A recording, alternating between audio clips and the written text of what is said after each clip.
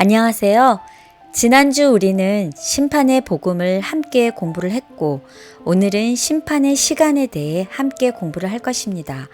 엄숙한 은혜의 시간에 우리 모두는 어두움의 일을 버리고 빛의 갑옷을 입음으로 우리 모두 자신을 낮추며 마음을 살피는 시간이 되시기를 바라겠습니다.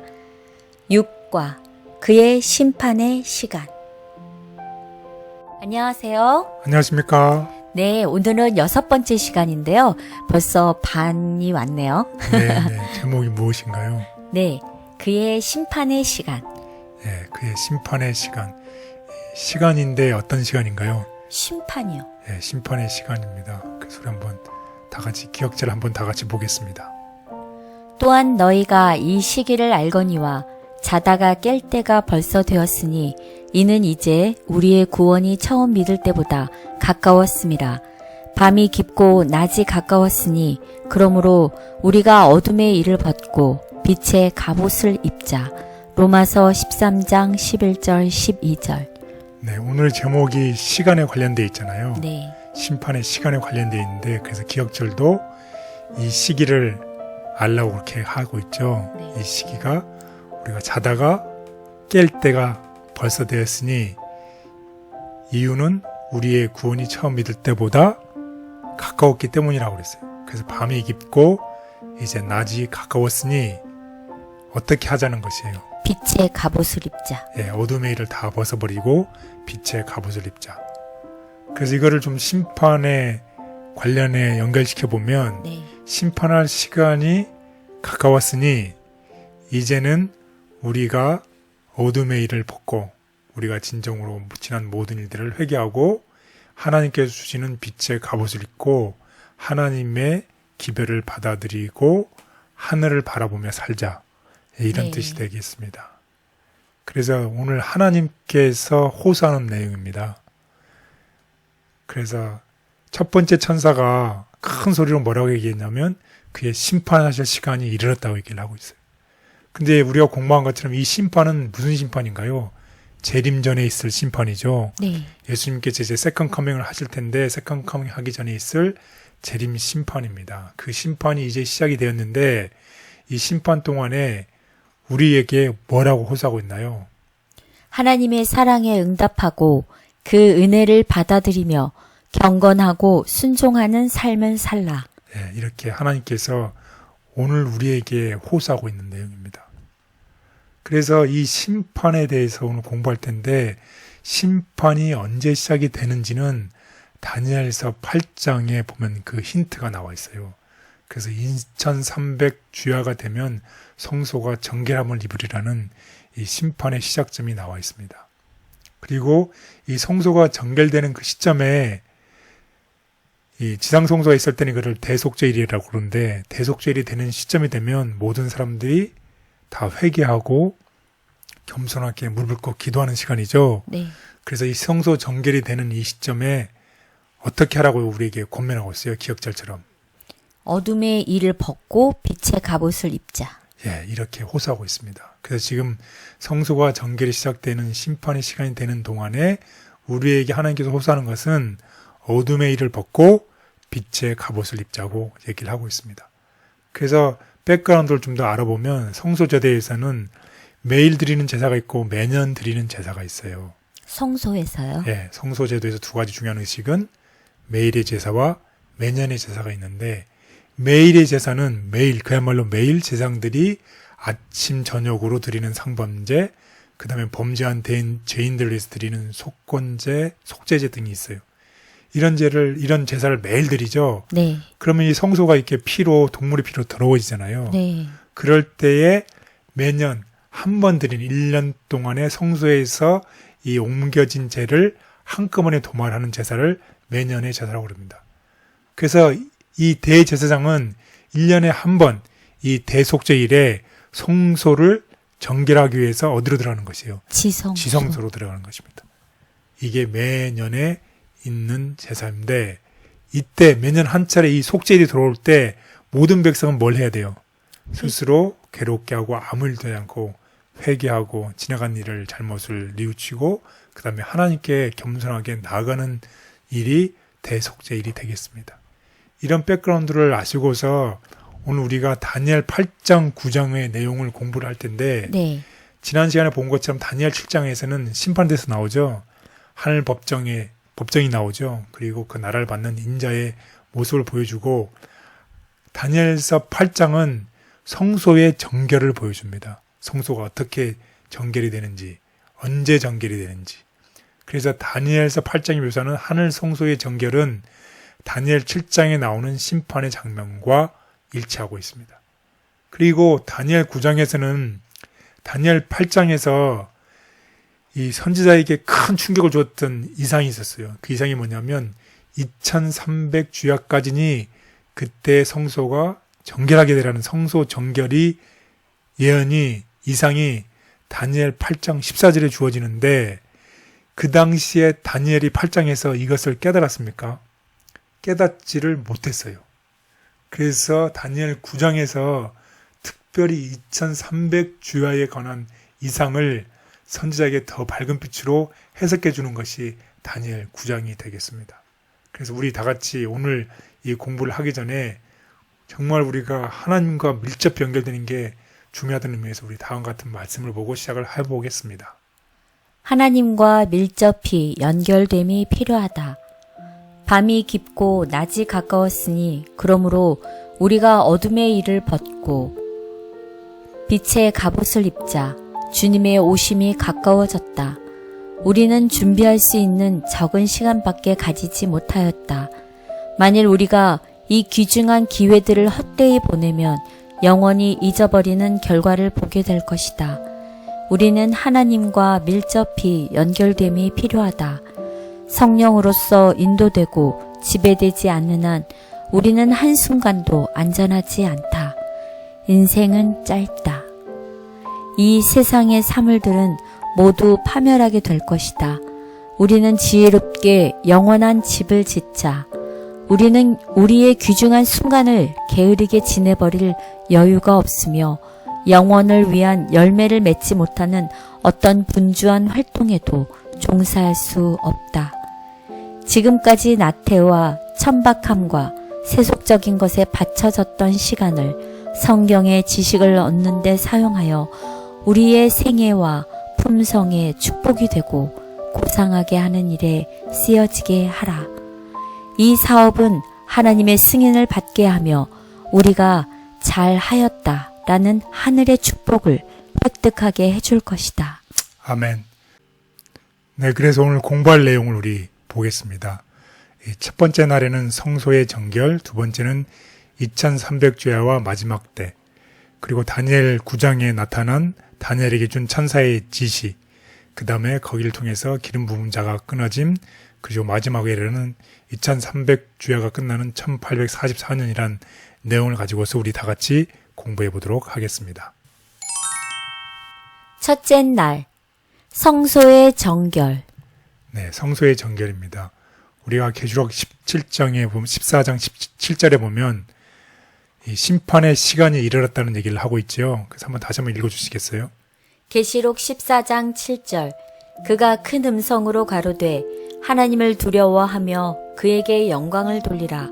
이는 그의 심판의 시간이 이르렀음이니 하늘과 땅과 바다와 물들의 근원을 만드신 이를 경배하라 하더라. 네, 심판의 시간이 이르렀다고 그러죠. 그러면 이 심판은 아까도 제가 말씀드렸지만 재림전 심판을 얘기하죠. 그 재림전 심판인데 그리스도께서 오시기 전에 분명히 심판이 있다고 우리가 지난 시간에 배웠습니다. 그리고 큰 소리로 그의 심판할 시간이 이르렀고 이것은 재림전 심판이고 다니엘서는 이 심판이 시작되는 때를 언젠지를 말해주고 있습니다. 그래서 특별히 다니엘 8장 14절에 보면 성소가 정결하게 된다는 얘기를 하고 있어요. 그래서 우리 다니엘 8장을 보면 다니엘 8장에서는 전반부가 후반부로 나눠져 있는데 전반부에는 수양, 수염소, 작은 뿔. 그래서 이제 이 천사가 설명을 해주죠. 수양은 메데 페르시아고 수염소는 그리스고 작은 뿔이 나타나서 진리를 땅에 던지고 그 그리스도 하늘의 사역을 방해한다고 이렇게 자세하게 설명을 해주죠. 세상의 역사에 대해서. 그러면서 후반부에 가면 8장 14절에 성소가 정결함을 받으리니 2300주야가 끝나는 시점에 성소가 정결하게 되리라고 얘기를 했는데 이 성소에 대한 정결이 무엇을 의미하는지는 불행하게도 이 설명이 돼 있지 않습니다. 그래서 다니엘이 어떻게 했나요? 다니엘서 8장 14절 그가 내게 이르되 2300주야까지니 그때의 성소가 정결하게 되리라 하였느니라. 다니엘서 8장 27절 이에 나 다니엘이 지쳐서 여러 날 앓다가 일어나서 왕의 일을 보았느니라. 내가 그 환상으로 말미암아 놀랐고 그 뜻을 깨닫는 사람도 없었느니라. 네, 그래서 이 다니엘서 8장 27절을 보면 그 환상 2300주야의 그 환상에 때문에 다니엘이 여러 날을 앓고 그리고 그 뜻을 알고 싶었는데 설명을 해줬어요? 안 해줬어요? 안 해줬어요. 그래서 그걸 알지 못했습니다. 그래서 2300주야의 이 환상을 다니엘이 8장에서는 이해를 하지 못했습니다. 그리고 이제 다니엘 9장으로 넘어가면서 가브리엘이 다시 다니엘에게 찾아와서 뭐라고 얘기하냐면 지혜와 총명을 주어서 2300주야의 환상을 이제 가르쳐 주는 것입니다. 다니엘서 9장 21절 22절 곧 내가 기도할 때에 이전에 환상 중에 본 그 사람 가브리엘이 빨리 날아서 저녁 제사를 드릴 때쯤에 내게 이르더니 내게 가르치며 내게 말하여 이르되 다니엘아 내가 이제 내게 지혜와 총명을 주려고 왔느니라. 네. 그러면서 이제 시작하지요. 이제 2300주야에 대한 예언을 설명을 해줍니다. 그래서 이 가브리엘은 다니엘이 기도하며 구했던 것보다 훨씬 더 원단 응답을 보여주어서 다니엘을 놀라게 하는 내용이 다니엘 9장에 나와 있습니다. 그래서 다니엘 9장에 보면 시간의 흐름을 보여주면서 앞으로 누가 올 것이라는 것이 메시아. 예, 메시아가 올 것이라는 것을 알려줍니다. 그리고 또한 8장에서 성소 정결과 직접적으로 관련된 사건들인 이 메시아의 봉사의 시작과 또 메시아의 잔혹한 죽음의 정확한 때를 보여줍니다. 그래서 이 그리스도의 죽음과 심판의 불가분의 관계를 분명히 보여주는 것이 다니엘 9장이 되겠습니다. 이제 다음 시간 우리 좀 더 자세히 공부를 해보도록 하겠습니다. 다니엘서 8장의 성소의 정결에 대한 기별은 우리에게 심판의 때에 대해 말해준다. 그것은 메시아의 죽음과 심판이 연결되어 있음을 알려준다. 성소 정결은 재림전 심판을 가리킴. 성소를 정결케 하는 일은 제사장이 하는 연중 봉사 중에 맨 마지막 것이었다. 그것은 속죄의 사업을 완성하는 일이요. 이스라엘 사람들의 죄를 도말하고 제거해 버리는 일이었다. 그것은 하늘의 기록책에 적혀 있는 하나님 백성의 죄를 도말하고 제거하시는 하늘의 대제사장 그리스도의 최후 봉사를 예표하는 것이었다. 이 봉사는 조사하는 일, 곧 심판하는 일로서 그리스도께서 권세와 영광으로 구름을 타고 재림하시기 전에 있을 일이다. 세상에서 경험하는 어려움 중에 주님 뜻이 무엇인지 다 헤아리지 못해 때로 고민합니다. 천사를 보내어 계획을 보여주신 하나님, 오늘 저에게도 은혜를 주시어 하나님의 선하심을 알게 하시고 또 그 뜻을 따를 수 있도록 도와주시옵소서. 아멘. 둘째 날 2300주야와 마지막 때. 예, 여러분이 다 힌트를 받으셨겠지만 다니엘 8장 14절에 보면 성소 정결이 2300주야까지니라고 그랬죠. 네. 그래서 2300주야와 마지막 때. 2300주야는 언제의 일이라는 뜻입니까? 제목에처럼 2300주야는 마지막 때의 일이다 라는 내용으로 공부를 해보겠습니다. 그래서 아까 8장에 제가 서두를 말씀드렸는데 전반부에는 세상의 역사를 얘기를 해주죠. 그리고 후반부 다니엘 8장 14절이 성소의 정결을 얘기하는데 그때 2300주야를 언급을 하고 있는데 다니엘 8장 14절에서는 성소의 정결에 대해서 설명이 돼 있지 않습니다. 하지만 끝에 가는 것임은 분명히 얘기를 하고 있죠. 우리 한번 다 같이 성경책을 통해서 알아보겠습니다. 다니엘서 8장 17절, 19절, 26절. 그가 내가 선 곳으로 나왔는데 그가 나올 때에 내가 두려워서 얼굴을 땅에 대고 엎드림에 그가 내게 이르되 인자야 깨달아 알라.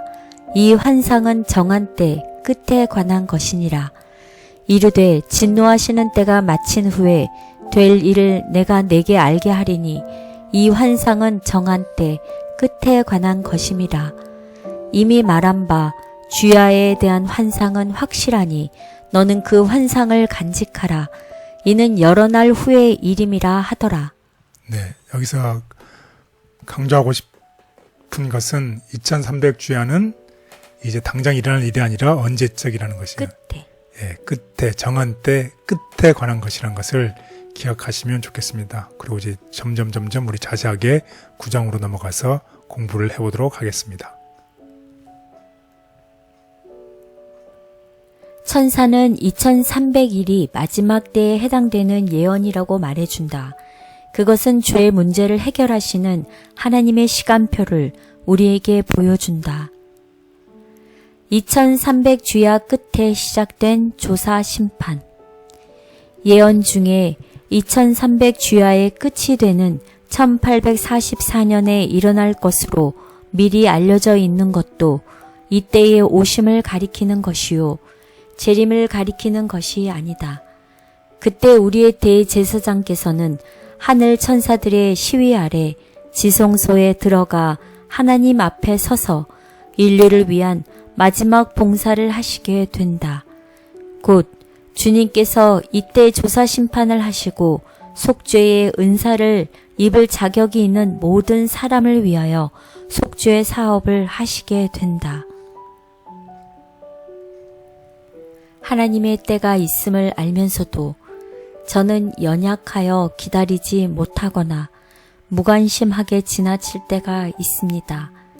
저를 위해서 예비하신 하나님의 뜻이 있음을 믿게 하시고 하나님의 영광 가운데 이 모든 과정이 선하게 이루어지게 하여 주옵소서. 아멘. 셋째 날, 다니엘에게 준 천사의 지시. 네, 다니엘 9장의 내용이죠. 네. 가브리엘 천사가 이제 2300주야에 대해서 이제 해설하는, 설명하는 내용입니다. 그래서 다니엘 8장에서 2300주야에 대해서 나와 있었죠. 그때에 다니엘에게 이 일을 생각하고 그 환상을 깨달을지라고 다니엘 9장에서 이제 분명하게 지시를 하고 있습니다. 그런데 아까도 제가 말씀드렸지만 8장에서 2300주야를 설명이 안 됐고 다니엘이 이해를 못했어요. 그래서 다니엘 9장 23절에 보면 그 환상을 깨달을 그 환상이 있죠. 네. 그 환상은 어떤 일, 어떤 환상을 말하는 것일까요? 다니엘 9장에는 기록된 환상이 없기 때문에 당연히 가브리엘 천사는 그 환상이라는 것이 무엇을 얘기하는 걸까요? 8장에 나와 있었던 다니엘이 이해하지 못했던 8장 후반부에 나와 있었던 2300일의 환상을 얘기하고 있는 것입니다. 그래서 우리가 2300주야를 해석하기 위해서 우리 현대인 번역으로 다니엘 9장 23절에서 27절을 보겠습니다. 다니엘서 9장 23절. 내가 기도를 시작한 즉시 하나님이 내 기도에 응답하셨다. 그래서 나는 그것을 너에게 말해주라는 명령을 받고 여기에 왔다. 너는 하나님의 은총을 입은 자이다.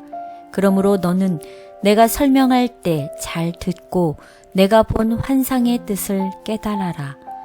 하나님이 내 백성과 거룩한 성을 위해 490년간의 기간을 작정해 놓으셨으니 허물이 끝나고 죄가 종식되고 죄악이 용서될 것이며 영원한 의가 확립되고 환상과 예언이 성취되고 가장 거룩한 성전이 다시 봉헌될 것이다.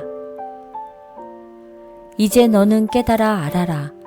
예루살렘을 재건하라는 명령이 내릴 때부터 하나님이 택한 왕이 오실 때까지 49년과 434년이 지날 것이며 그 49년 안에 예루살렘의 거리와 성벽이 재건될 것이나 그때는 어려움을 당하는 때이다.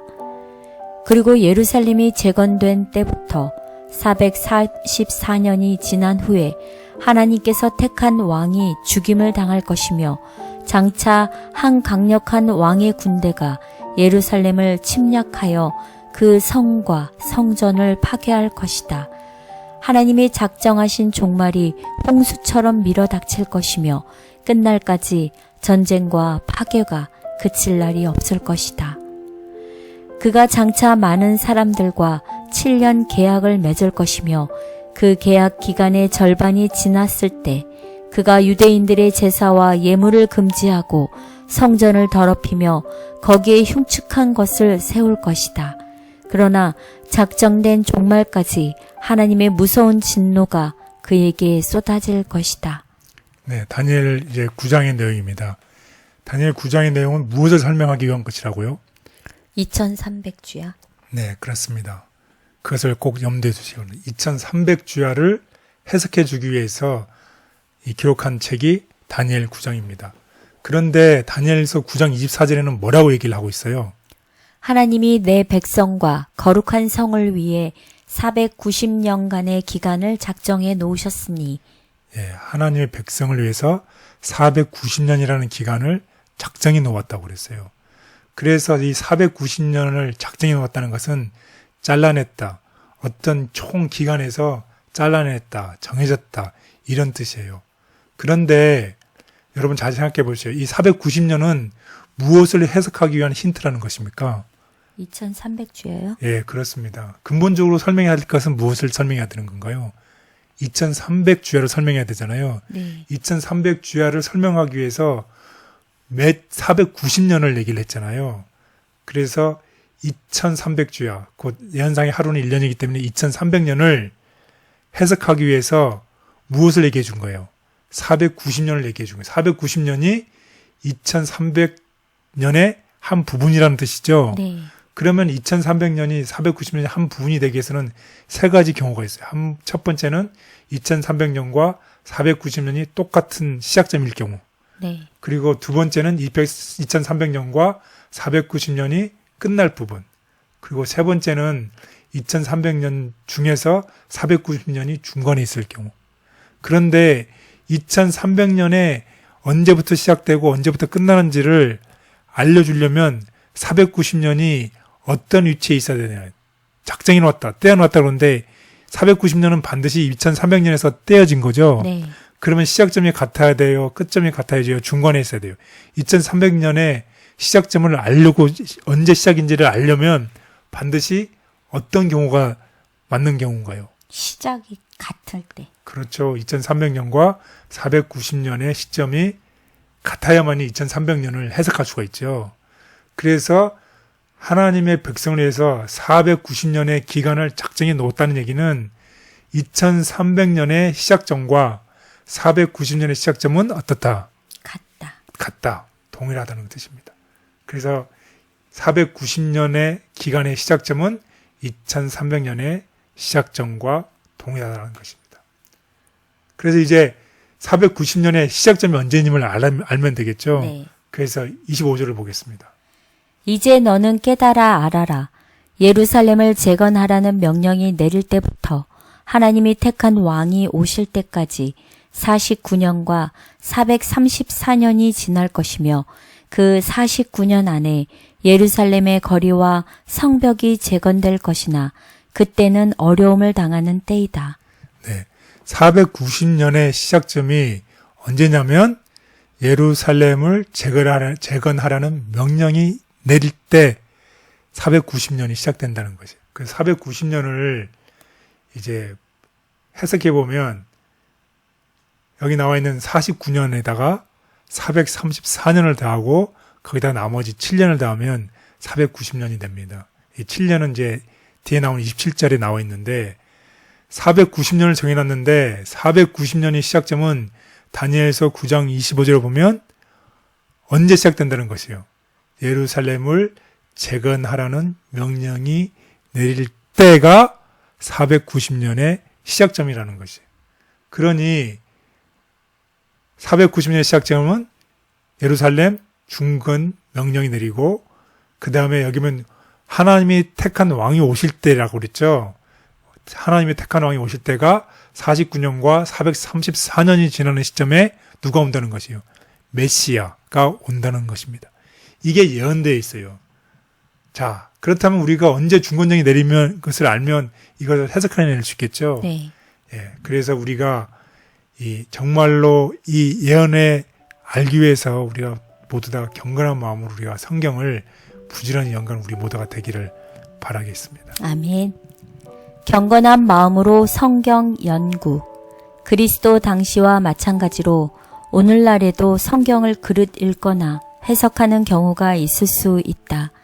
만일 유대인들이 진지하고 경건한 마음으로 성경을 연구했을 것 같으면 그들은 성경 연구를 통하여 그 당시의 진상과 그리스도의 초림 시간뿐 아니라 그 방법도 알 수 있었을 것이다. 가브리엘이 다니엘 9장에서 언급한 환상은 다니엘 8장의 2300일에 대한 예언을 말한다. 그것은 그리스도의 생애와 사역의 사건들에 대해서 알려준다. 70일의 역사적인 적용. 또한 70주일의 중간에 메시아는 끊어질 것이었다. 과연 그리스도께서 침례받으신 후 3년 반 만에 십자가에 달리셨다. 그때는 서기 31년 봄이었다. 70주, 곧 490년은 특별히 유대인에게 속한 것이었다. 그 기간의 끝에 유대 민족이 제자들을 핍박함으로 마침내 그리스도를 거절하게 되었고 그때로부터 사도들은 이방인에게로 가게 되었는데 그때가 서기 34년이었다. 믿음을 가지고 살면서도 세상에서 겪는 일들을 견디기 어려울 때가 많습니다. 눈물과 기도로 간구하여도 마음의 답답함을 풀기 어렵고 다 이해할 수 없을 때도 있지만 믿음으로 하나님의 예비하신 길을 따르도록 도와주옵소서. 아멘. 넷째 날, 기름 부음을 받은 자가 끊어짐. 예, 기름 부음 받은 자, 메시아죠. 네. 예수 그리스도께서 십자가에 돌아가심을 예언했다는 것이에요. 그래서 가브리엘이 아까 490년이 유대인들 위해서 말해놓은 기간이라고 그랬죠. 그래서 예루살렘을 회복하고 건설하는 명령으로 시작을 했습니다. 그렇다고 하면 예루살렘을 회복하고 건설하라는 이 명령이 언제 내려진지를 알아야 되잖아요. 네. 그래서 역사적으로 그걸 찾아보면 아닥닥스 조서가 기원전 457년에 발표를 했습니다. 역사적으로 봤을 때요? 네네. 그래서 이때 이 포로 중에 있던 사람들이 이 예루살렘으로 돌아가서 예루살렘 성을 회복하고 그 거리를 회복하는 게 이루어진 게 시점이 그 조서가 예루살렘 명령 중건 명령을 내린 그 조서가 3번 있었는데 그 3번의 조서 중에서 예루살렘을 회복하고 건설하라는 그 거리가 회복된 그 시점이 어느 조서에 가장 적합하냐면 기원전 457년 아닥다스의 조서가 내릴 때가 가장 정확한 것입니다. 그래서 다니엘서 9장 27절에 아까 우리가 봤지만 마지막 7년이 남아 있었죠. 마지막 7년의 한 주의 중간. 7년의 중간이면 언제예요? 3년 반이죠. 네. 3년 반에 그리스도께서 제사와 예물을 금지시킬 것이라고 쓰여 있어요. 제사와 예물을 더 이상 제사와 예물이 필요하지 않는 사건이 일어났었죠. 그게 무슨 사건인가요? 성소에서 지성소로. 예수 그리스도께서 십자가에 돌아가심으로 네. 더 이상 우리가 성소 제도, 지상에 있는 성소 제도를 통해서 제사를 드리지 않죠. 네. 예물을 드리지 않죠. 우리가 성소 제도가 이 지상에서 더 이상 필요가 없는 것이 되죠. 그래서 마지막 7년의 절반인 이 3년 반에 그리스도께서 십자가에 돌아가실 것을 정확하게 예언을 하고 있습니다. 그래서 70번째 이래의 중간, 70번째 이래의 중간, 490년의 중간에 되는 AD 31년에 그리스도께서 십자가에 돌아가심으로 그의 뭘로? 피죠. 네. 동물의 피가 아닌 예수 그리스도의 피로 영원한 언약을 확정하셨고 이 제사제도는 모든 예언적 의미를 이제는 더 이상 필요가 없도록 되는 상실된 이런 예언이 이루어졌습니다. 그래서 우리 아까 2300년을 이 9장에서 다니엘 9장에서 가브리엘이 다니엘에게 알려주기 위해서 2300년의 해석을 하기 위해서 무슨 기간을 알려줬다고요? 처음에 490년의 기간을 떼어놓았다고 그랬죠. 네. 그래서 시작점이 같다고 그랬어요. 그래서 490년은 49년 플러스 434년 플러스 마지막 7년 434년이 끝나는 시점에 메시아가 태어나고 메시아를 보이는 기름을 부음을 받는 시점이 434년 후고 그 다음에 7년의 절반이 되는 시점에 예수님께서 십자가에 돌아가심이 예언되어 있습니다. 자, 그렇다고 하면 이거는 수학적으로 우리는 다 해결했고 시작점만 알면 다 계산이 되죠. 그래서 2300년의 시작점, 예루살렘 중건령이 언제 내렸다고요? BC 457년에 내렸습니다. 그렇다고 하면 2300년이 BC 457년에서 2300년을 더하면 정확하게 알 수 있죠. 그 기간이 성소가 정결되는 시점이 2300년이 끝나는 시점이죠. 그래서 457에서 2300년을 더하면 몇 년인가요? AD 1844년이 됩니다. 따라서 메시아께서 기름을 부음 받는 날이 AD 27년, 49년 플러스 434년이 되는 AD 27년에 예수 그리스도께서 침례를 받으셨고 그 다음에 3년 반이 되는 AD 31년에 예수 그리스도께서 십자가에 돌아가셨습니다. 그리고 나머지 3년 반이 되는 이 시점에 스데반이 순교함으로 인해서 유대인들을 향한 기간인 490년이 끝나게 되고 이 AD 34년 스데반의 순교함을 통해서 이 복음이 어디로 전해졌나요? 온 세계 이방인에게 전해진 것을 알 수 있습니다. 그래서 다니엘 9장 27절 한번 다시 읽어보겠습니다.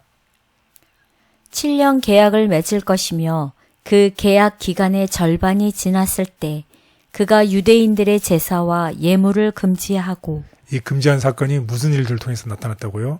그리스도께서 십자가에 죽으심으로 그의 피로 인해서 더 이상 제사 제도는 모든 예언적 의미를 상실해서 더 이상 제사와 예물을 드릴 필요가 없는 정확하게 2300주야의 이 설명을 통해서 메시아의 기름 부음과 메시아의 십자가에서의 죽음이 명확하게 지금 현재의 이러한 사건과 명확하게 어떻게 성취가 이루어진 것을 알 수 있죠.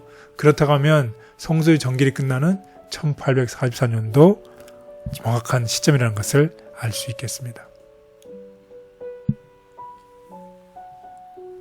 아닥사스다의 명령으로 시작된 490년의 예언적 기간은 메시아이신 그리스도의 생애에서 정확히 성취되었다. 하나님의 계획은 분명하게 이루어진다. 기름 부음 받은 자가 끊어진다는 의미. 2300년의 첫 부분인 483년, 곧 69주일은 기름 부음을 받은 자, 메시아의 시대까지 미칠 것이었다.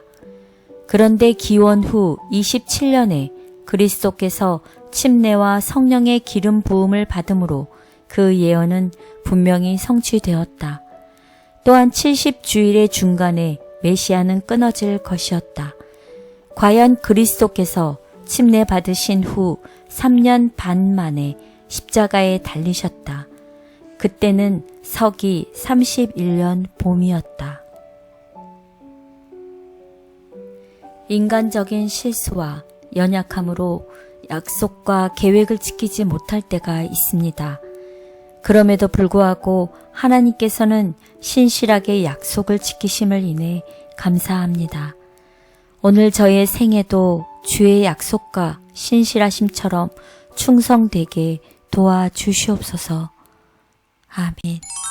다섯째 날 1844년 네, 1844년 어떻게 샀는지 다시 한번 설명해 드리겠습니다. 다니엘서 8장 14절에 2300주야의 이상이 나오죠. 그때에 다니엘서 9장에 가브엘이 이스라엘 백성을 위해서 490년의 기간을 떼어놓았다고 하던데 2300년을 해석하기 위해서는 반드시 490년이 2300년의 한 부분이 돼야 되며 또한 반드시 2300년이 기간을 알려주기 위해서는 490년과 2300년은 반드시 시작점이 동일해야 된다.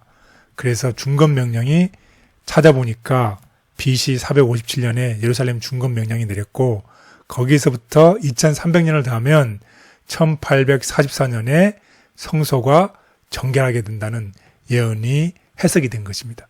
그렇다고 하면 지금 오늘날 성소가 있나요? 아니 없어요. 이 지상에 성소가 없잖아요. 네.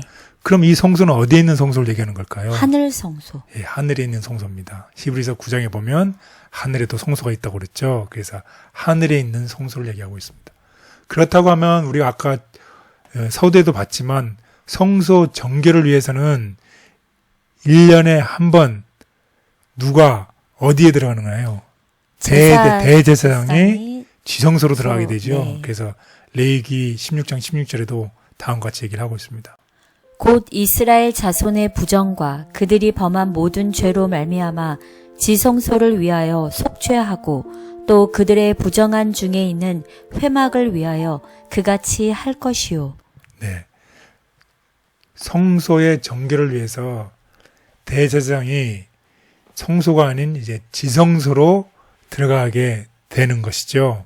그래서 1844년에 대제사장이 누군가요? 우리의 대제사장인 예수 그리스도께서 하늘 지성소로 들어갔다는 뜻입니다. 그래서 이런 성소가 정결이 이루어지는 대속죄일이 됐을 때에 이스라엘 백성들은 무엇을 했을까요? 우리 거기에 대해서 알아보겠습니다. 그러면 하늘 성소가 정결이 되는 지성소에 들어가 있을 때 우리는 또 어떤 일을 해야 되는지를 알 수 있겠죠. 네. 그래서 지상 성소가 있었을 때에 매년 있었던 대속죄일에 백성들은 어떤 태도를 취하고 무엇을 했는지를 알아보도록 하겠습니다. 레위기 23장 26절 29절 여호와께서 모세에게 말씀하여 이르시되 일곱째 달 열흘 날은 속죄일이니 너희는 성회를 열고 스스로 괴롭게 하며 여호와께 화제를 드리고 이 날에는 어떤 일도 하지 말 것은 너희를 위하여 너희 하나님 여호와 앞에 속죄할 속죄일이 됨이니라. 이 날에 스스로 괴롭게 하지 아니하는 자는 그 백성 중에 끊어질 것이라. 네, 27절에 보면 스스로 뭐하라? 괴롭게 하며. 이스라엘 사람들은 이 대속죄일이 있을 때에 스스로 괴롭게 하라고 했습니다. 이 표현은 무슨 뜻이냐면 자신을 낮추고 내 마음을 살피고 자신의 죄를 자복하고 회개하면서 대제사장이 지상 성소를 깨끗이 하는 동안 하나님께 우리 자신을 깨끗하게 해달라고 간구하는 시간인 것입니다. 따라서 지금 아까도 1844년에 우리 대제사장이 되신 예수님께서 하늘 지성소로 들어가 있는 이 시점에 우리가 할 일은 철저하게 우리의 마음을 살펴야 한다는 뜻입니다. 자기 이름이 생명책에서 도말되기를 원치 아니하는 모든 사람은 그들의 은혜의 시기가 얼마 남지 아니한 오늘날 죄를 슬퍼하고 진정으로 회개함으로 하나님 앞에서 그들의 심령을 괴롭게 해야 한다. 그들은 심각하고 철저하게 마음을 살펴야 한다. 네, 그래서 온 인류를 향한 우리를 향한 하나님의 마지막 호소입니다. 이 시기에 너희가 자다가 깰 때가 되었으니 이는 너희가 처음 믿을 때보다 구원이 다 가깝기 때문에 이제 어둠의 일을 벗어버리고 빛의 갑옷을 입자고 오늘 기억제에서 호소하고 있습니다. 그래서 하나님께서는 오늘 이 시간에 우리에게 다음같이 호소를 하고 있습니다. 뭐라고 호소를 하고 있나요? 하나님의 사랑에 응답하고 그 은혜를 받아들이며 경건하고 순종하는 삶을 살라. 네, 그렇습니다. 하나님께서 우리에게 이 은혜의 기간 동안에 이제 하나님의 사랑에 응답하고 하나님의 그 풍성하고 놀라운 은혜를 감사히 여기고 감사히 여기면 저절로 열매를 맺는 순종의 열매, 또 경건의 삶을 살라고 우리에게 오늘 권면하고 있습니다. 2300일 예언의 첫 부분은 예수의 초림과 그 두 번째 부분은 재림과 관련이 있다. 그것은 오늘날 우리에게 마음을 살피고 죄를 회개할 것을 가리킨다. 1844년 중보자 예수께서 마지막 속죄를 위해 성소에 들어가심. 제사장이 1년에 한 번씩 지성소에 들어가 지상성소를 정결케 한 것 같이 예수께서 1844년 다니엘 8장에 2300 주야의 예언이 마칠 때 그분의 중보를 통하여 은혜를 입을 수 있는 모든 사람을 위하여 마지막 속죄를 하시고 하늘 성소를 정결케 하시기 위하여 하늘 성소에 들어가셨다. 성소 전결의 기별을 통해서 경고하시고 제 마음을 살펴보게 하시니 감사합니다. 마음 깊은 곳에 자리 잡은 죄의 문제들을 온전히 주님께 내려놓고 애통하며 기도하오니 예수님, 오늘 제 마음에 오셔서 정결하게 하여 주시옵소서. 아멘.